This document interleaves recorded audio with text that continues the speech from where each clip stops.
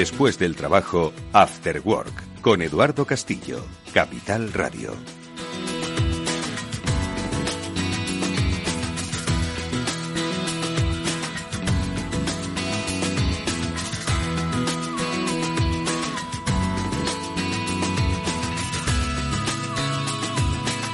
¿Qué tal, amigos? Buenas tardes, bienvenidos un día más a este Cyber After Work, que es el programa de la ciberseguridad de Capital Radio, que hoy tiene un invitado muy especial.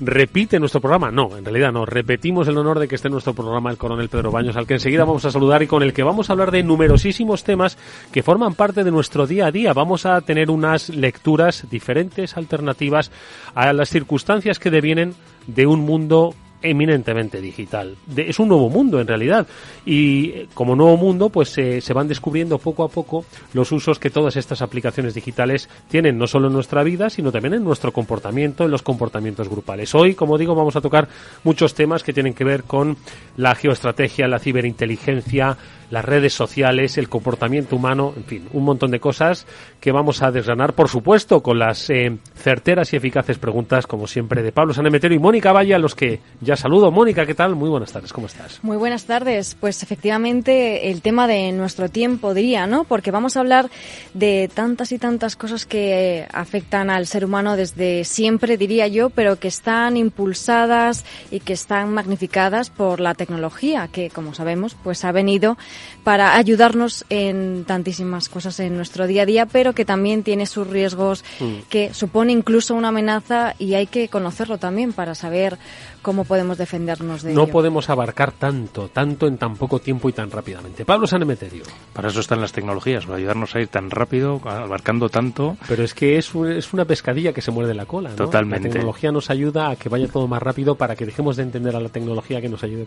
Y para que vuelva más rápido y otra vuelta más rápido, y al final así estamos todo el día estresados y a toda velocidad corriendo. Pero oye, encantado otro lunes más, Eduardo. Bueno, pues de eso vamos a hablar enseguida con Pedro Baños, al que vamos a saludar en nuestro programa, pero también antes, por supuesto, tocaremos, pues para que os hagáis una idea, ¿no?, de los entornos en los que nos manejamos, un repaso a las diferentes noticias, ¿no?, que se producen en el ámbito de la seguridad informática y de la seguridad de la información, y que, como decimos, pues marcan mucho, no solo en el terreno empresarial, sino también en el terreno político. Ahora conocemos las noticias. Y también, por supuesto, saludaremos a los especialistas de Netscope, que nos ayudarán a entender precisamente cómo es la seguridad de los entornos empresariales. Hoy, enseguida, vamos a saludar a Landy Martín para que nos hable de la protección de los entornos corporativos. Bueno, pues de la píldora SASI, si os parece, es de lo que vamos a hablar enseguida, de lo que arrancamos con nuestro invitado de Netscope.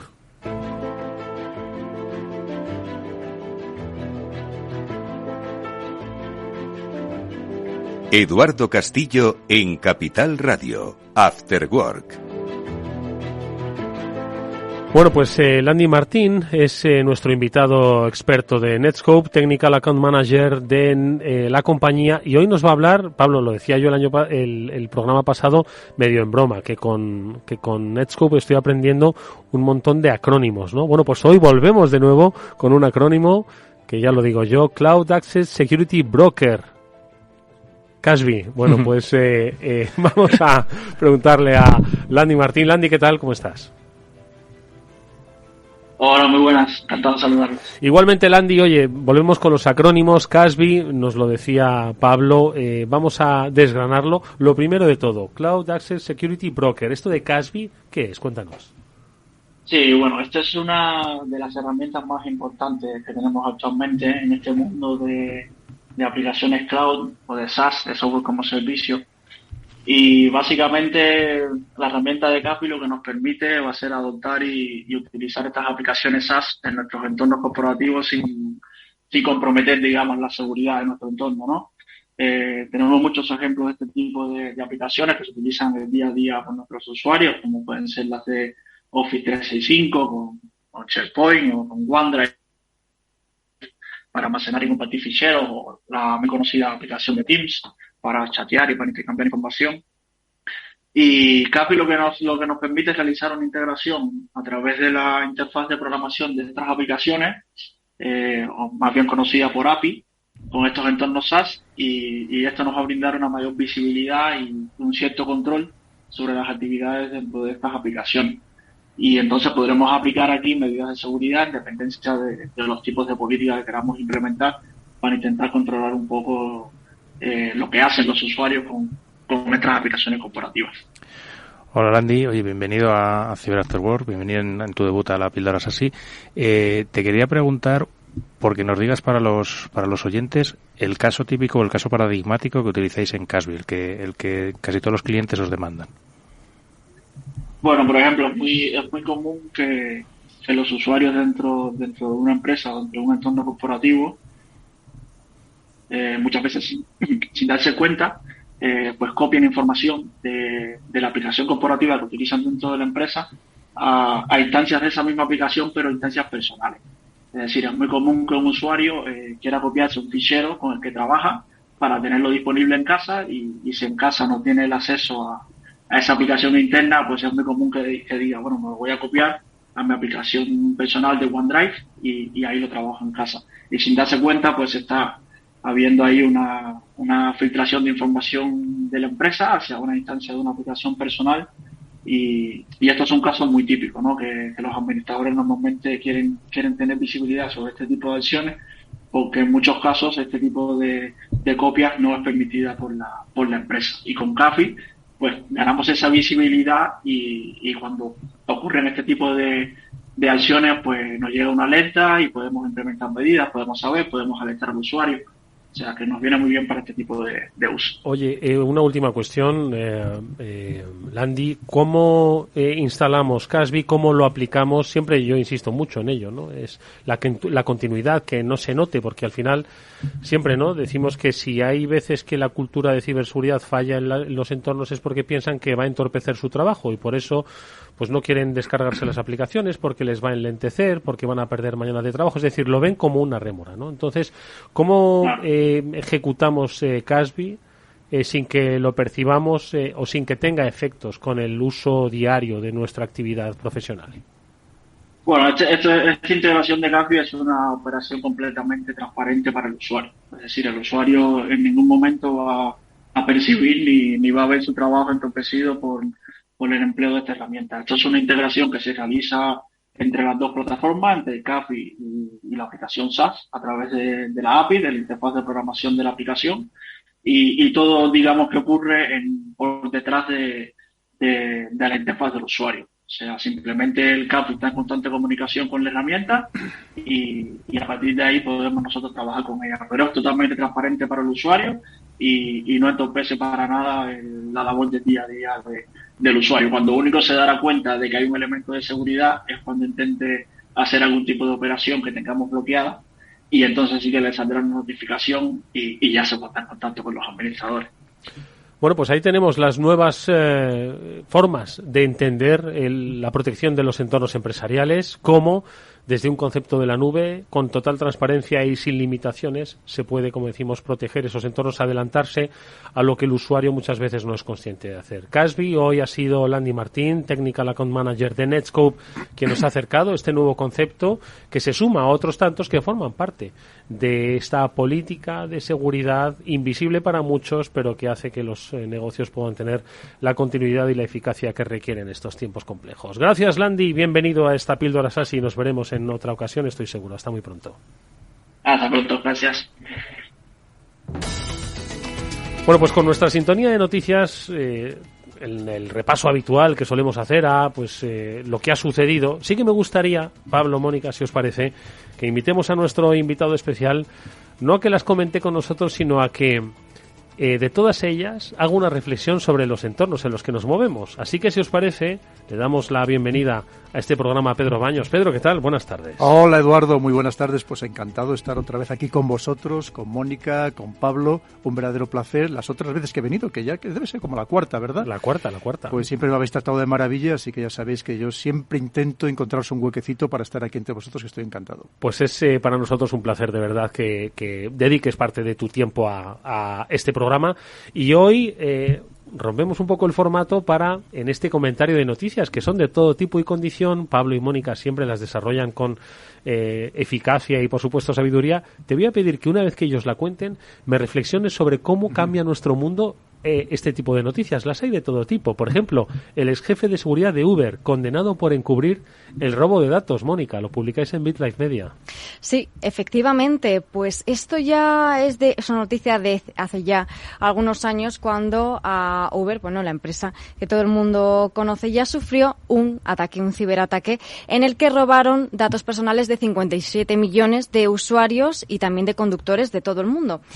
¿Qué pasó? Que la compañía no fue del todo transparente. Ese ataque tendrían que haberlo informado, tendrían que haberlo puesto en conocimiento de las autoridades y no lo hicieron. Es más, pagaron a los delincuentes $100.000 en Bitcoin para que se eliminaran esos datos que habían robado y que, bueno, pues que se mantuvieran en silencio. ¿Qué ha pasado? Pues que a raíz de este suceso, Joe Sullivan, que en ese momento era el responsable de seguridad de la compañía, pues se ha enfrentado ahora a esto que hizo, porque fue él el responsable de haber enviado este dinero sin el conocimiento. Y entonces Uber tuvo que pagar, de hecho, multas por no haber comunicado este suceso. 148 millones han tenido que pagar en multas. Y ahora ese ex jefe de seguridad se enfrenta a la cárcel también por no obrar de acuerdo a lo establecido por las leyes y a esa multa.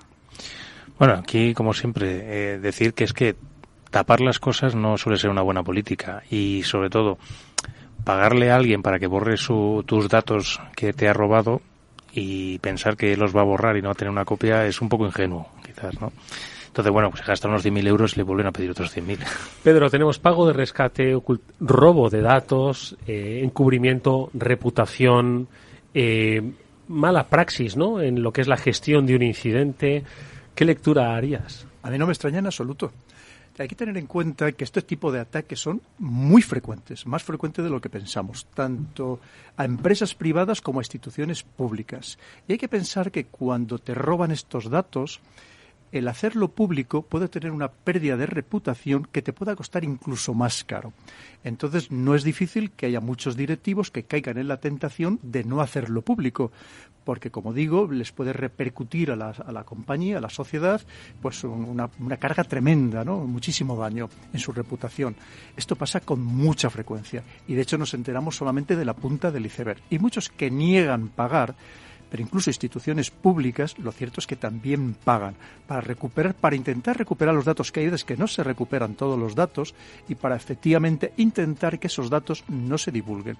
Que también es cierto que muchas veces, si no de forma completa, de forma parcial sí que se pueden vender. Solo tenemos que bucear un poco en la dark web, en la web oscura, para saber que esos datos están accesibles, porque valen muchísimo dinero. Con lo cual, la noticia no me extraña en absoluto. Como digo, es más frecuente de lo que parece. Atención, esta noticia nada tiene que ver. Europa trabaja en planes de contingencia contra un gran apagón bursátil. Pablo, Mónica. Pues, hombre, algo que se debe tener en cuenta, que yo creo que puede causar bastante daño, bastante perjuicio en los mercados bursátiles, un parón en este tipo de cosas. No es un parón, ¿vale? Pero voy a poner un ejemplo de lo que pasó cuando hackearon la cuenta de Associated Press y pusieron un tuit de que habían puesto una bomba a la Casa Blanca y que había sido afectado. Eso es lo que pasó en el mercado bursátil, ¿no? Para abajo, y enseguida, en cuanto lo desmintieron, para arriba otra vez. En esos dos movimientos alguien salió muy beneficiado. Yo me imagino que en esto más hay que estar más pendiente de los colapsos o de los problemas que pueda generar en ese tipo de ataques. Sí, porque además no olvidemos que la bolsa es considerada una infraestructura crítica, por supuesto, ¿no? Entonces, se menciona también, de hecho, mencionan también en esta noticia que cuentan con planes de contingencia, que hemos hablado aquí en otras ocasiones, ¿no? Esos planes que garantizan la continuidad de las operaciones, que es fundamental. Porque si se llega a sufrir, en efecto, cualquier tipo de incidente de seguridad que pueda paralizar, es importante que esos planes funcionen para recuperarse lo antes posible. Pero claro, hay que tenerlos y bien entrenados. Pedro, la semana pasada nuestro invitado hablaba de una serie, se llamaba El Apagón, ¿verdad? Hay muchas veces que esta serie se ha vuelto realidad, nunca se sabe. Un apagón bursátil. Estamos hablando lo mismo que puede ser un apagón energético, un apagón en los sistemas de información.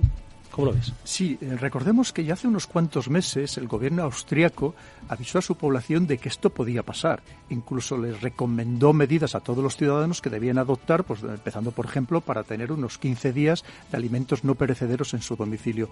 Cuando hablamos de apagón, digamos que hay dos flecos.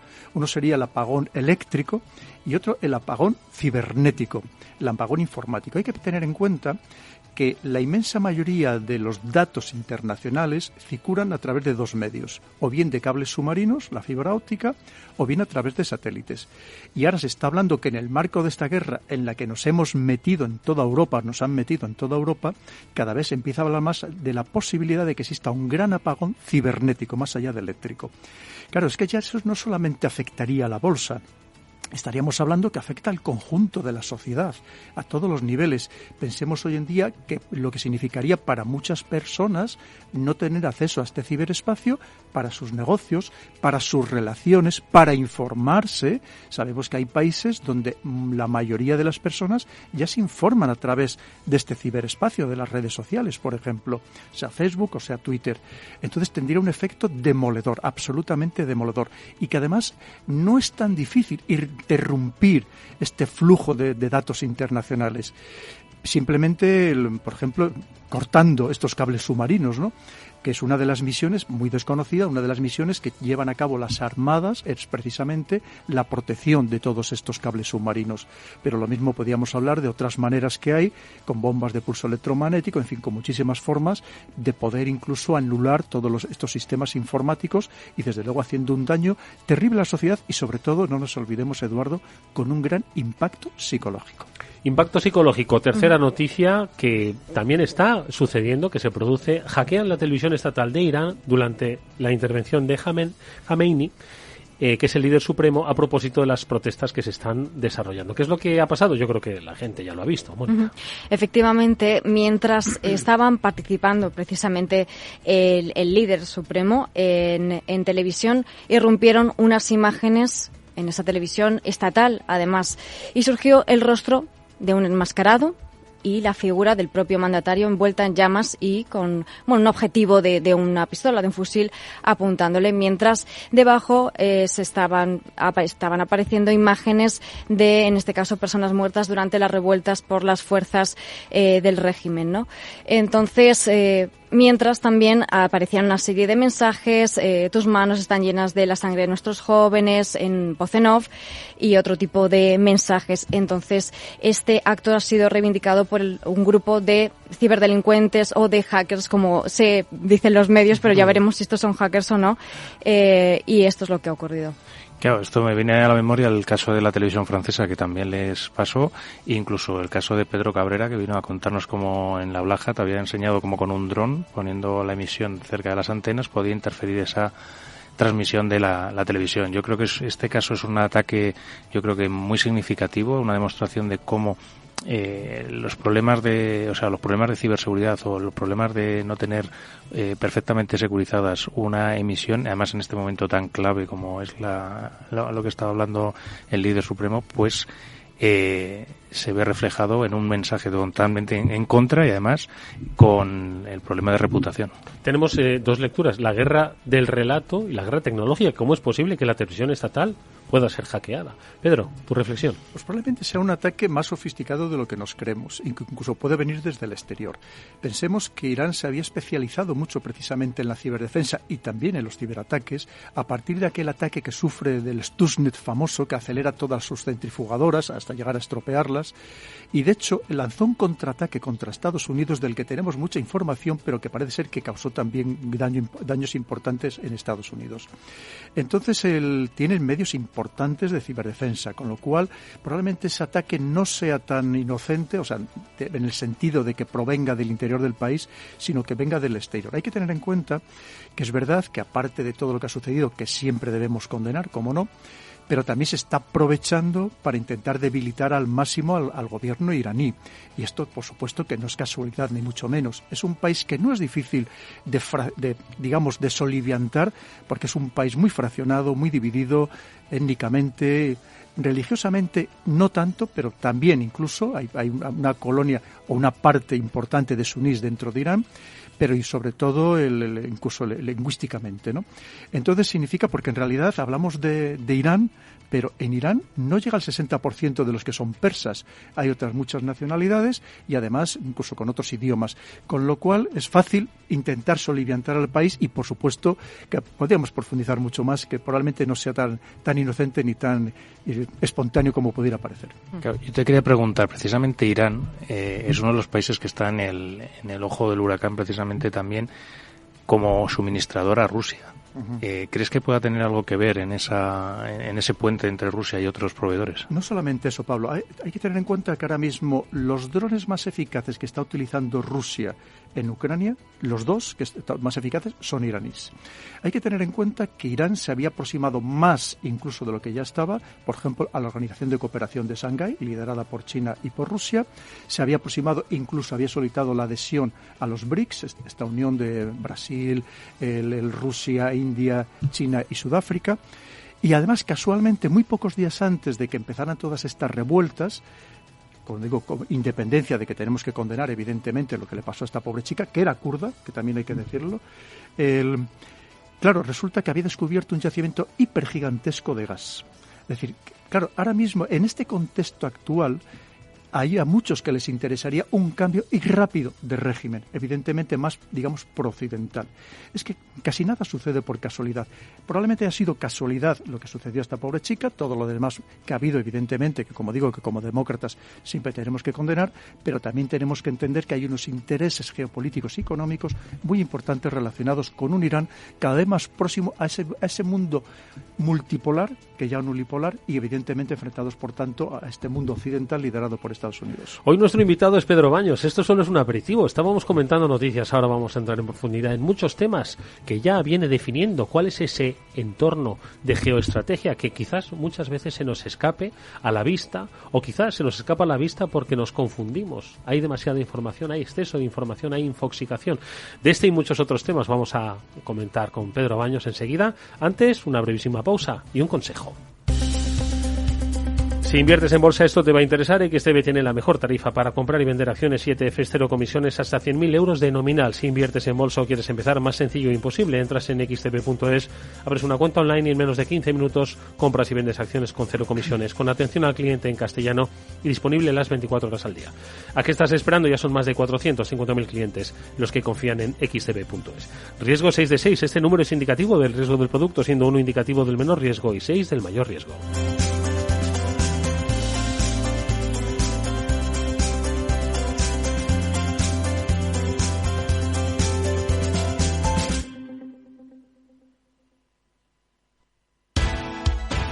Los lunes, de 10 y 5 a 11 de la noche, escucha en Capital Radio Una periodista en zapatillas, el programa que te acerca el deporte y la vida sana, dirigido y presentado por Samantha Chocrón. Información sobre carreras, entrevistas a profesionales de la salud, la solidaridad en el mundo del running, todo esto y mucho más te lo ofrece Samantha Chocrón, una periodista en zapatillas. Después del trabajo, After Work, con Eduardo Castillo, Capital Radio.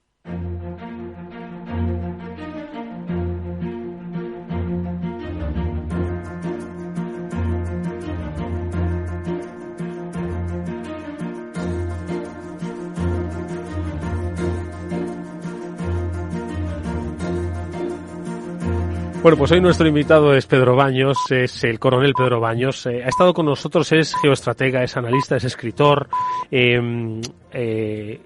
Analiza muchos de los episodios que están teniendo lugar en nuestro tiempo, que parece que confluyen, unos se relacionan, quizás otros no se interrelacionan, quizás tengan conexiones. Son muchas las cosas que están pasando en un escenario eminentemente digital, Pedro. Yo creo que al final la digitalización, este cambio, ¿no?, que hemos tenido en la vida, yo creo que ha marcado unas nuevas reglas, ¿no?, de hacer las cosas, lo que no sé yo si llegamos a comprender, el ciudadano de a pie, todo lo que está pasando a nuestro alrededor. Y además, ¿a qué velocidad, Eduardo? Que creo que tampoco somos plenamente conscientes. La prueba está que si ves una película de no hace muchos años, parece que de repente sea como la prehistoria, ¿no? O sea, comparado con lo que vivimos actualmente. Eso nos tiene que llevar a pensar qué nos espera dentro de muy poco tiempo, hasta qué niveles llegaremos. Fíjate, otra noticia muy interesante de esta mañana, que la oí solamente en un medio y no he vuelto a encontrarla en ningún otro sitio, que decía que el jefe de ciberseguridad del servicio de inteligencia alemán, el exterior, concretamente se llama el BND, que parecía que se había puesto en contacto con los servicios de inteligencia rusos, algo que evidentemente dejaba en una gran preocupación al gobierno alemán, teniendo en cuenta el contexto en el que estamos viviendo. De eso te diré que es una cosa muy curiosa, porque al margen de lo que puede ser en este caso concreto, porque los servicios de inteligencia siempre han tenido su diplomacia paralela. Diplomacia paralela no solo con los aliados, sino incluso con los teóricos enemigos, porque es como un mundo aparte. Entre otras cosas, porque entre ellos procuran no hacerse demasiado daño.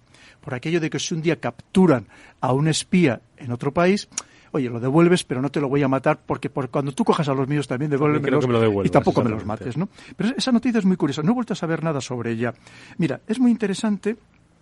Por ejemplo, ¿por qué en Ucrania no ha habido esos grandes ataques o ciberataques que todos esperábamos? Digo todos porque era lo previsible, que además lo primero que hubiera pasado, ¿no?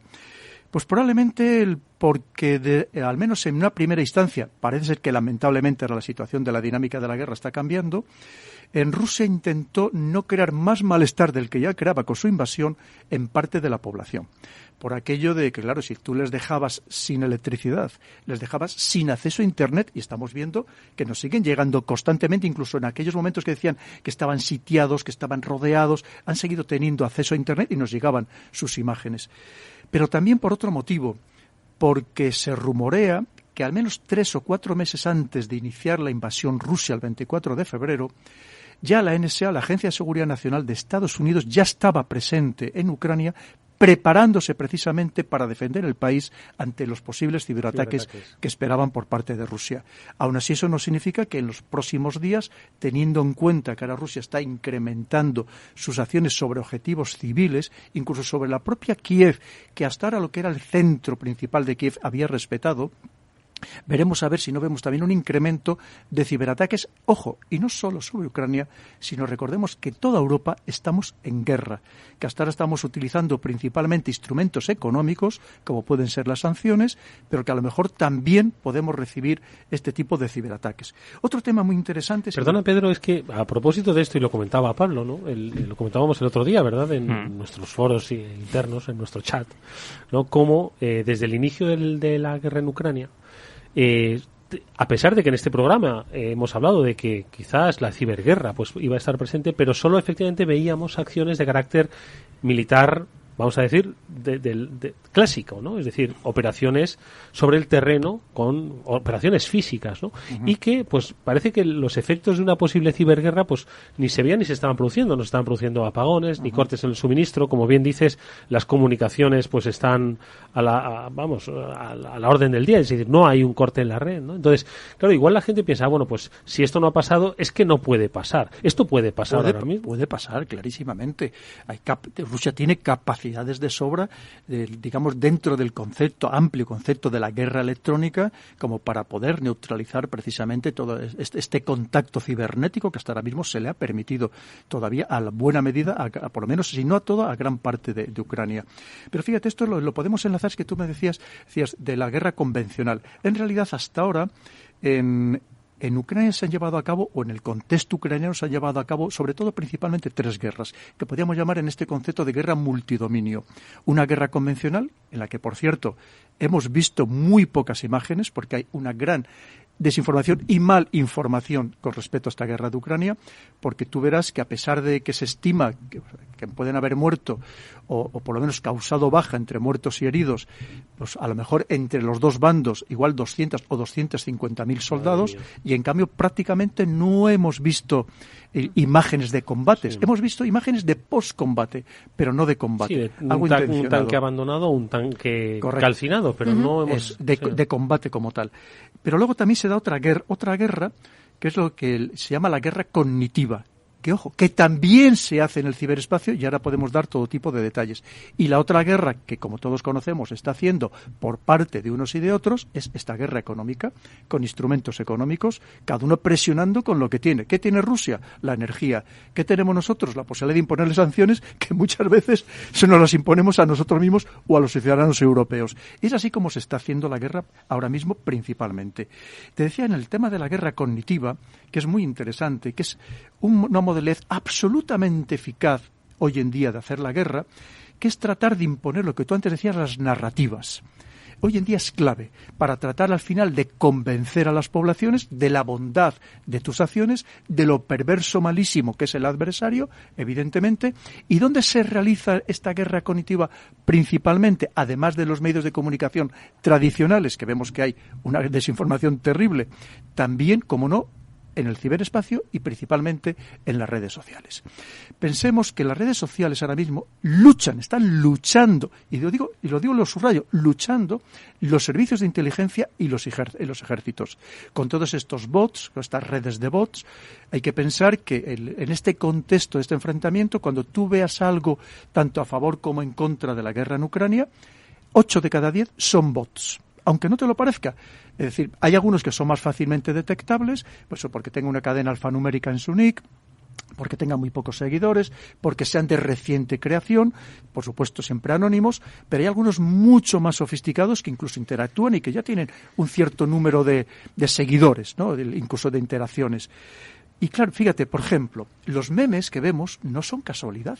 Estos memes, ¡ay, qué simpático, esto qué divertido! No, esos son elaborados por personas muy capaces, por sociólogos, por antropólogos, por psicólogos, por psiquiatras, que tienen a su disposición estos ejércitos y estos servicios de inteligencia para también ridiculizar a ciertas personas, descalificarlas, injuriarlas.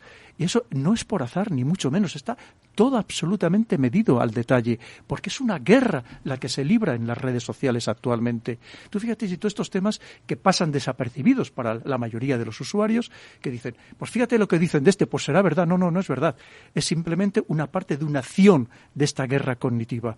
Estamos en un momento tan sofisticado que cuesta, antes comentábamos, de tanta información, de tantos datos, de tantas cosas, que para una persona normal es imposible asumirlas, absorberlas todas, analizarlas, y es la manera en que nos manipulan. De hecho, esto que apunta Pedro es muy interesante, ¿no? El poder de la red social, a nadie se le escapa, ¿no? La capacidad que tienen las redes sociales para mover emociones. Estaba pensando en Cambridge Analytica, en lo que fue el caso, se hizo evidentemente conociendo las capacidades que tenía las herramientas, en este caso red social Facebook, para llevar determinados mensajes a determinado tipo de gente. Es decir, y estamos hablando de Cambridge Analytica fue en el año 2016, ¿no? Es decir, es que estamos hablando de hace 6 años, ¿no? Entonces, a propósito de esto, la red social está imponiendo esa narrativa hacia un lado o hacia otro, que luego están comprando los medios de comunicación. Lo digo porque, no sé si recientemente, obviamente seguro que habéis oído hablar del caso del Colegio Mayor, ¿no? De Elías Aúja, una de las especialistas en análisis de redes, sobre cómo,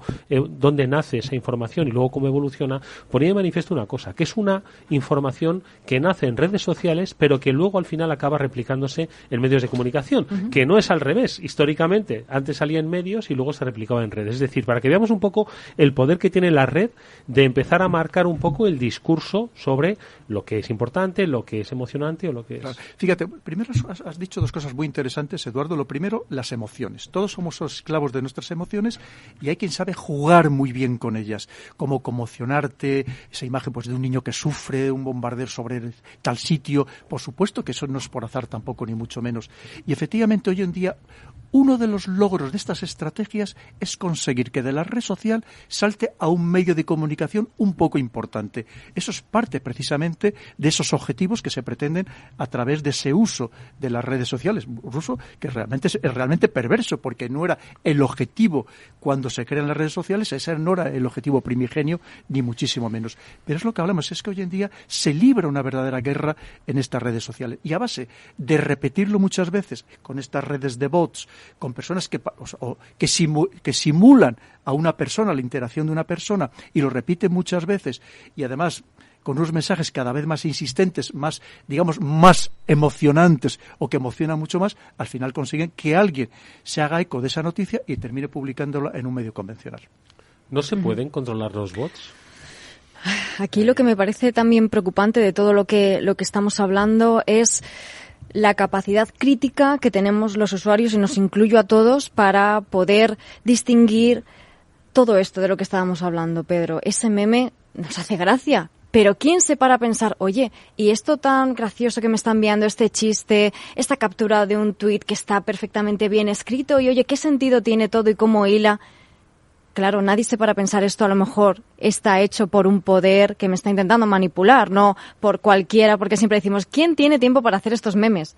Pues a lo mejor algunos de ellos están intentando manipularlos. ¿Cómo podemos, Pedro, mejorar esta capacidad de crítica, de análisis y, por supuesto, saber distinguir qué es información y qué es desinformación? Es muy complejo. Es tremendamente difícil, Mónica. Hoy en día, para una persona que podamos decir normal, que tiene su trabajo, que no tiene nada que ver con el ciberespacio, no hay con la ciberseguridad, yo me atrevo a decir que es casi imposible.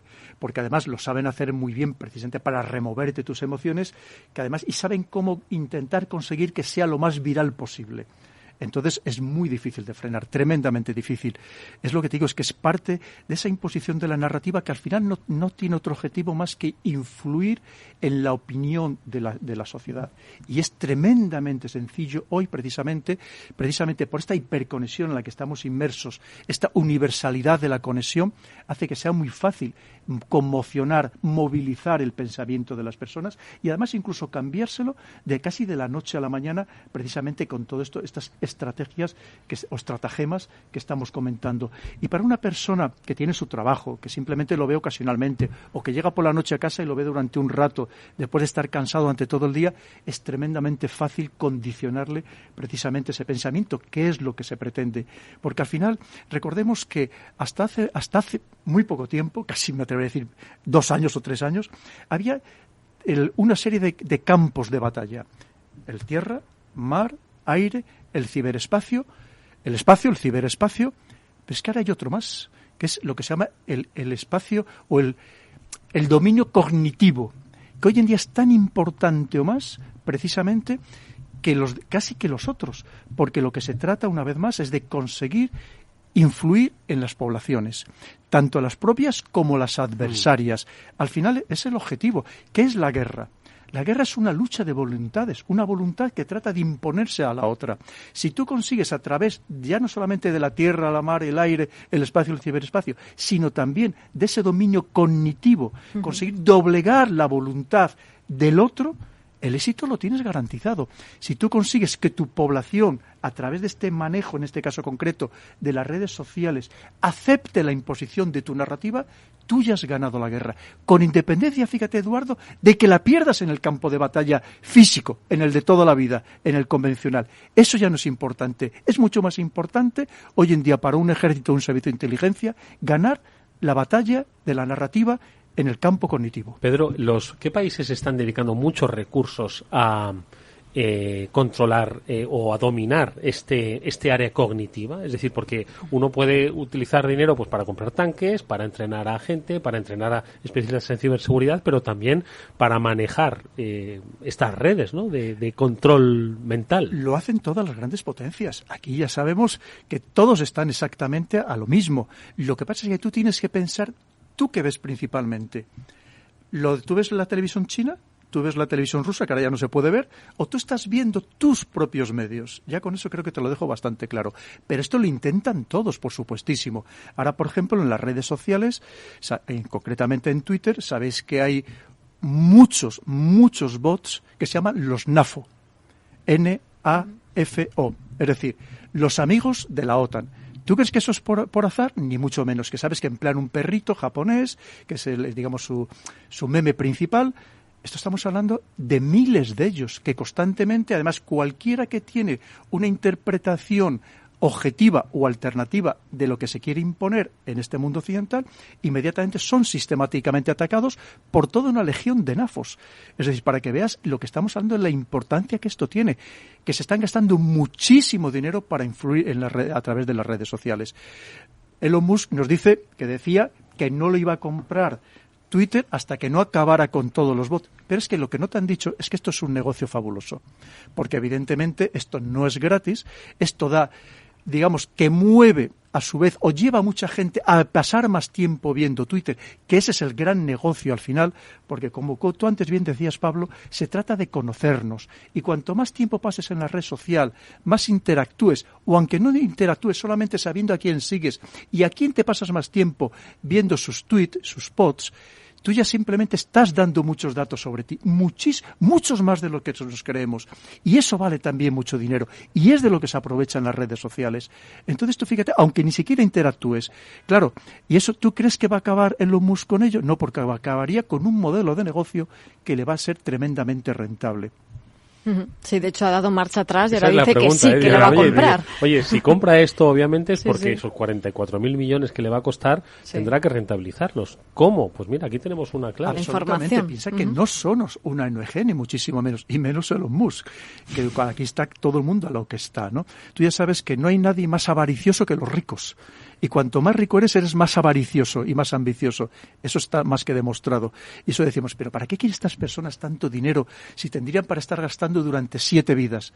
Pues precisamente llega a otro nivel, que además es el nivel de que quieren imponer modelos sociales que creen que son beneficiosos para el conjunto de la sociedad y que no es nada más que intentar amodarla a su capricho, a su manera de entender la vida. Oye, Pedro, estamos hablando de redes sociales, pero redes sociales hay muchas. Hemos hablado antes de Facebook, Cambridge Analytica. Ahora si le preguntas a los centennials, te dicen que Facebook lo ven hasta viejuno. Sin embargo, no hay que olvidar que Facebook lo siguen viendo 2.500 millones de personas cada día.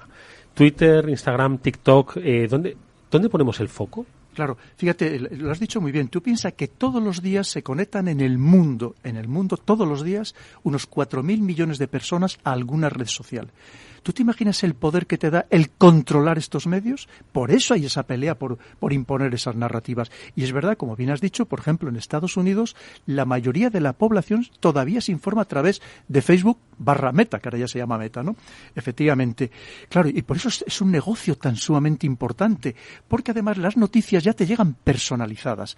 Como te conocen, Tú, por ejemplo, estés bien claro, si tú sigues a 500 personas, dices, pero ¿por qué siempre me salen los mensajes, los posts, solamente de ciertas personas y no me salen de los otros? Que hay algunos que dices, pero habrán desaparecido, y no, si los buscas, siguen existiendo. Porque saben aquellos mensajes en los que tú vas a pasar más tiempo viéndolos, porque saben que te van a gustar más, fíjate, o te van a impactar más emocionalmente. Esto está todo absolutamente medido al milímetro, nada es por casualidad. Y además vamos a mucho más. Has hablado de TikTok. Sabes que TikTok, que además es, en cierto modo, está muy cuestionado por lo que puede significar para los más jóvenes, pero claro, es que como saben que cada vez prestamos menos atención, que como hay algo que a los 3-4 segundos no te haya enganchado, inmediatamente pasas a otra cosa, por eso saben que el éxito estaba en hacer unos vídeos muy cortos, de no más de 15 segundos, para intentar desde el primer segundo engancharte y que ya no veas uno tras otro, que también es una manera de condicionarte y de que aportes información de una manera tremendamente inocente. Porque muchas veces decimos, oye, a ver si nos aplican esta ley de protección de datos, que ya está bien, tal. Pero si somos nosotros mismos los que ofrecemos absolutamente todos nuestros datos desde el día que nacemos e incluso antes, porque ya hay algunos que cuelgan hasta las ecografías cuando están en el vientre de sus madres y ya las han colgado, ¿no? Te quiero decir que esa es en donde estamos, Eduardo, y nosotros mismos estamos aportando. ¿Cuántas personas hay que las han robado por decir que estaban de vacaciones no sé dónde? Y claro, y alguien se ha enterado y dice, oye, pues mira, vamos a aprovechar y entramos en su casa, ¿no? Aportamos exceso de información. Información que es valiosísima en todos los órdenes. Estamos hablando del campo militar, pero por supuesto en el plano social y económico, que es de lo que mueven estos data brokers, que mueven verdaderas fortunas. Estamos hablando de cientos de miles de millones de euros anualmente. Y yo lo que pasa es que, como bien apuntaba Mónica y te oí hablar, Pedro, lo que me pregunto es ¿qué podemos hacer nosotros para defendernos de todos estos mensajes? O ¿Apagar? Publicar menos información, no sé, desde claro, luego, ¿no? Ser muy prudentes. Y si en la vida física somos prudentes, en la virtual igual o mucho más. Sobre todo por una cosa, porque no se nos debe olvidar que lo virtual permanece. Y te dicen que no, algún sitio permanecerá. Y tú fíjate, yo estoy cansado de repetir solo a los más jóvenes, es decir, pensar en lo que hacéis, no por lo que sois hoy, sino por lo que podéis llegar a ser el día de mañana. Que alguien te puede sacar, pues fíjate, ahora que quiere ser político, senador, diputado, lo que sea, y fíjate cuando tenía 18 años qué barbaridad llegó a hacer, ¿no? Y hay que ser muy prudente, y lamentablemente no lo somos. Tú fíjate, cuando ves personas que cometen ilegalidades, imprudencias gravísimas al volante, y que encima lo graban. O sea, es el colmo ya de la insensatez absoluta. Pero si me permitís, hay otro tema que me empieza a preocupar mucho, porque dices, ¿qué podemos hacer? Cada vez menos, porque cada vez nos han habituado más a ser absolutamente dependiente de todo este mundo cibernético. Uh-huh. Pensemos en los más jóvenes. Ahora mismo en muchos colegios, sabéis, aquí en Madrid, que ya estudian con el ordenador. Uh-huh. Bueno, yo os puedo garantizar que muchos niños, oye, que los hay muy espabilados, son capaces de desbloquear el control parental y mientras están en clase, estar jugando o estarse mandando mensajes entre unos y otros. Esto es un problema muy importante, porque hemos abandonado el libro físico para pasar a este libro virtual dentro del ordenador, y no se nos debe olvidar que los grandes gurús de la tecnología, los que casi nos imponen a la fuerza todos estos sistemas, sus hijos estudian sin ningún aparato electrónico. Que no se nos olvide, por algo será, porque saben que esto es un gran elemento distractor, que no hay nada que distraiga más si se te pasa el tiempo, como todos muy bien sabemos, que con el móvil o con la tableta o con el ordenador, que es verdad que para viajar en tren, por ejemplo, es una maravilla, porque se te hacen los viajes cortos y es que te da hasta pena llegar a la estación, pero también es verdad que es un elemento de distraerte la mente, o por lo menos tenértela ocupada y que no estés precisamente leyendo o formándote como persona, porque en muchos casos lo que estás viendo es absolutamente banal. Hablábamos de esos vídeos de TikTok, que puedes pasarte todo un viaje viendo vídeos de TikTok y al final dices, ¿eso te ha perfeccionado como persona? En absoluto. Y al mismo tiempo lo podemos enlazar con la pérdida de la lectura del libro tradicional, que también es muy importante. A mí este tema de los ordenadores en los colegios me preocupa, y lo conozco muy bien ahora mismo, me preocupa porque para muchos alumnos, si ya de por sí en un país como España, donde tenemos mucho fracaso escolar, mucho abandono escolar, donde precisamente sabéis que tenemos de las peores calificaciones en general de todos los países de la OCDE. Me preocupa que esto pueda todavía ahondar más precisamente en perjudicar la calidad de la enseñanza en España, que algo que en principio se estima como positivo, pero que a lo mejor si no se controla bien, si no se gestiona bien, puede convertirse en algo perjudicial. Pedro, ¿podemos abrir una lectura positiva? Porque claro, estaba escuchándote y como muchas veces hemos hablado, oye, lo mejor entonces es que apaga la televisión, apaga las noticias, ¿no? Uh-huh. Que se decía antes. Había un libro, ¿no? Uh-huh. Nos lo recomendaba Javier López Bernardo de vez en cuando, que era ¿por qué he dejado de leer las noticias? ¿No? Entonces, ¿cuál es un poco la visión positiva? Porque no creo que estamos yendo a más. Es decir, este entorno de guerra cognitiva está empezando a superar, y además de una manera silenciosa, sin darnos cuenta, pues todos los conceptos que teníamos antes de guerra económica o de guerra convencional, como has mencionado. Entonces, ¿cómo podemos sobrevivir, readaptarnos, cambiar, reorientar esta circunstancia? Mira, Eduardo, efectivamente, todo tiene su lado positivo, y todo lo que hablábamos antes, si se hace con prudencia, con cabeza, se le puede sacar ese lado bueno de toda esta tecnología. Por ejemplo, en Twitter, sabiendo a quién sigues, puedes estar obteniendo información en tiempo real de prácticamente cualquier lugar del mundo. Tienes que también tener la habilidad suficiente para no ver solamente de un lado ideológico o de un lado geopolítico, ver un poco de todos los lados, para precisamente que no te condicionen de la manera que lo están haciendo, que nos lo intentan hacer de forma constante. Por ejemplo, ahora mismo hay canales de Telegram que te dan una información buenísima. Y fíjate, todos esos que comentábamos antes, estas acciones de combate, por ejemplo, que no se ven en los medios tradicionales o convencionales, se pueden ver a través de los canales de Telegram. Y además que puedes encontrar, por ejemplo, en el caso de Rusia, tanto críticos con Rusia a muerte, o sea, con el gobierno ruso, con Putin, como a su vez con favorables. Y esto exactamente igual, porque también hay disidentes, digamos, con respecto al gobierno ucraniano. No todos son parabienes, ni mucho menos. Es verdad que ahora mismo Zelensky, como es lógico, está en guerra su país y ha conseguido muchos apoyos, incluso mucho más de los que tenía, obviamente, antes de empezar la guerra, pero también tiene su disidencia. Pero eso sí, si tú sigues canales de Telegram, de gente solvente, que además, oye, cuando ves que te dice esto me está empezando a manipular, con abandonarlo, punto.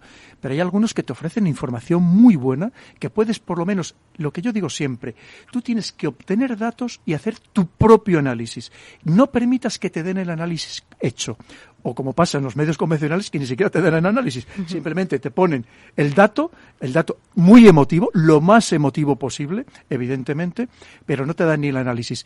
Obtén datos de fuentes muy diversas y haz tu propio análisis. Y se puede conseguir sabiendo a quién sigues, incluso en las redes sociales o precisamente en estas plataformas de mensajería instantánea. Pero fíjate que, atendiendo a esto, también se decía que hemos llegado a tal punto, ¿no?, de estado emocional frente a la desinformación, por ejemplo, que muchas veces te presentan una fake news y te dicen, no, mira, te la desmiento, aquí tienes las pruebas, y que a veces es incluso difícil cambiar la opinión de alguien incluso con las pruebas delante, ¿no?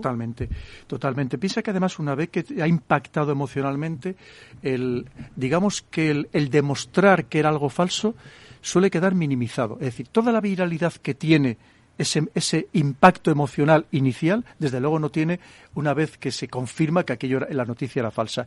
En absoluto, te estoy diciendo, pero vamos, radicalmente distinto.